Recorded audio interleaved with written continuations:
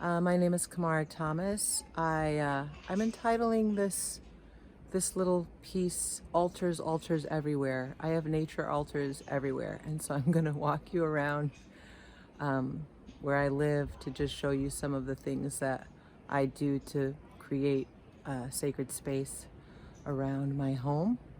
So let's start here with some basic tools.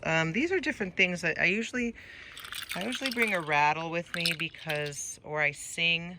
I always think of the trees. I can see them, but I assume that they can see me as well. So I bring a rattle to kind of let them know I'm approaching, and that, just saying, hey. Sometimes I'll sing too. Here I've got a wooden bowl for collecting anything I see. And today I think I'm going to use this to build my offering. It's just a piece of tree bark. So put that in there. This is a nest that we found when we were clearing out some bamboo. That might become an offering at some point, but right now we're just enjoying its beauty. Everything kind of ends up on this table first before I offer anything. This is one of my daughter's creations. These are fairy houses. So their offerings are taking more of the form of fairy villages and stuff these days. Anyway, here we go.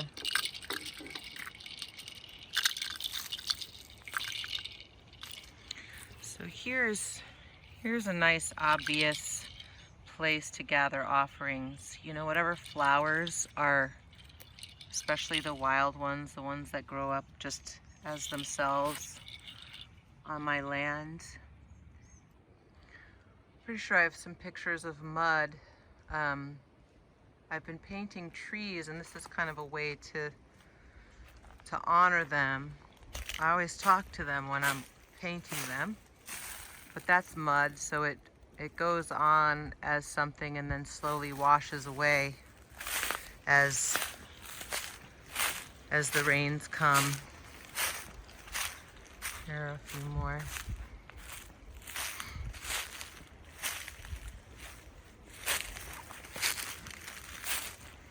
In this case, these trees are leading, I think of them as goals or thresholds. Thresholds that are inviting me deeper into the woods and into the unknown. And here is, this is no longer my altar, but this was my first altar that's now turned into its own special place.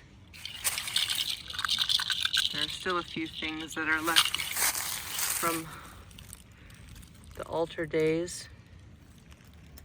That's a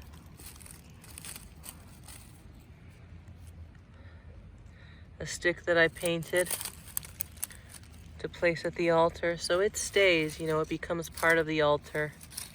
And what I love now is that it's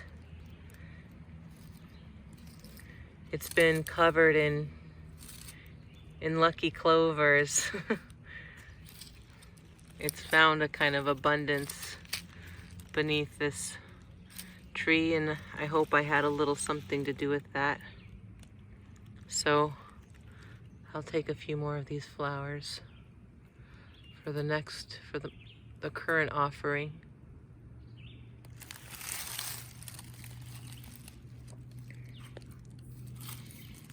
And a few of these beautiful clovers.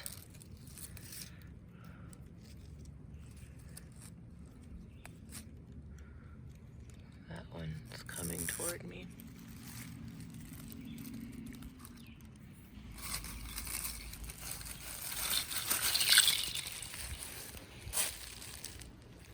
So I've just kind of been walking around the woods and asking where this particular altar should be for today to show you all. And this is who called me.